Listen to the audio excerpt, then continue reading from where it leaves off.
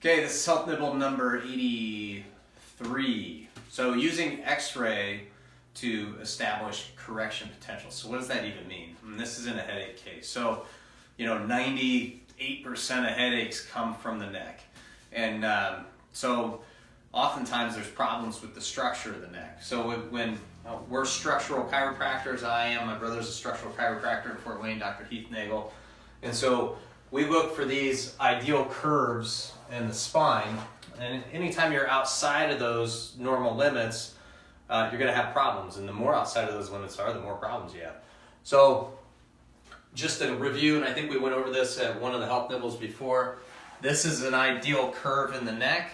So here we're just talking about the neck, but there's actually the same concept happens in the whole spine.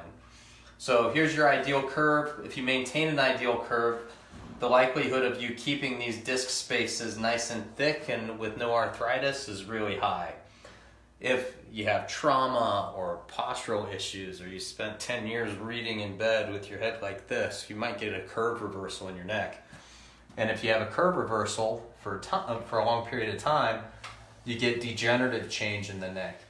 The other thing that a lot of people don't realize is when you get a reversal of the curve, the spinal cord, so here's the brain, and then the spinal cord comes right down through here. So you should have a nice curve in your neck like this, and so if you feel the inside of your hand, so everybody do that with me, you feel the inside of your hand and the skin's nice and loose, so that's the way the spinal cord should be.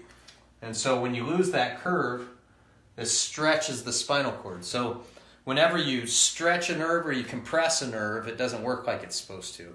And so, unfortunately, in this case, when your neck is reversed and the spinal cord doesn't transmit signals like it's supposed to, it affects everything in the body.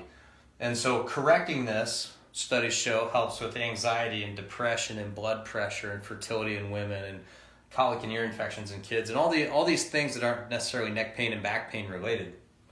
So when we look at chiropractic from a standpoint of health, equally with how you eat, think, and move, I mean, this is one of the reasons. But so what do? We look to correct that. And I want you to keep in mind, a lot of chiropractors will x-ray your neck and they'll go, look, your problem is there's no curve in the neck. But then they don't actually address the curve. They just adjust you. And adjustments alone will not correct this. Sometimes it does, but not that often.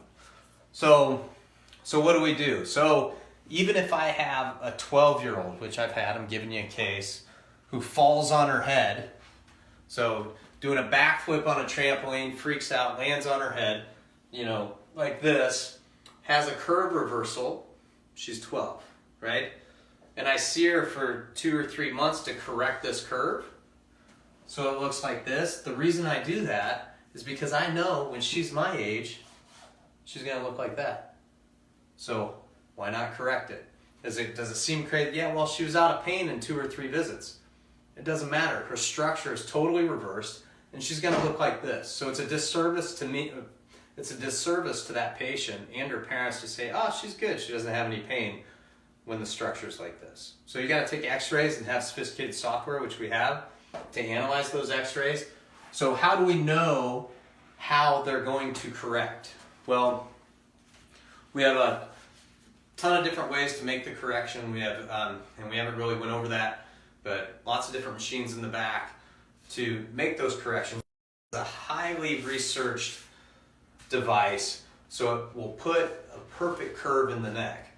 So if my neck looks like this, and I want to see, hey, how's it going to respond to care? One of the ways, I'll put the dental roll in there, and then take an x-ray with the dental roll, and so I see exactly what's happening. So all of a sudden, my estimation of the type of correction or the amount of correction we're going to get really goes through the roof because I can see what the neck is able to do. The other thing that it does is it spots trouble areas. So I'm going to show you an example of that over here. So this is a chronic headache case. And these are the x-rays. So it's interesting, chronic headaches for decades. So if you see here, this curve is really not that bad. But you can see right here is a transition area, and this vertebrae is a little more pointy. So, this is not that bad of a case. But from a symptom, when I say not that bad of a case, there's just not a lot of arthritis in there. But we do have a curve problem. So this case is actually not even going to do like a full-blown correction program. We're just going to do some at-home stuff and see how they respond over time. And the reason I chose to do that is because when I look at this correction potential, it looks really good. Right? So she can lay on her dinner roll, and that correction looks good. The red lines line up with the green lines. The one thing I do see is this doesn't close down that much. So, that's in gaining that range of motion in that top vertebrae right under the skull, which is the generator of, it's really a downstream issue. Oftentimes it's the structure underneath that creates it. But, it's a big generator of headaches. So I'm still going to be working with that 3 times a week.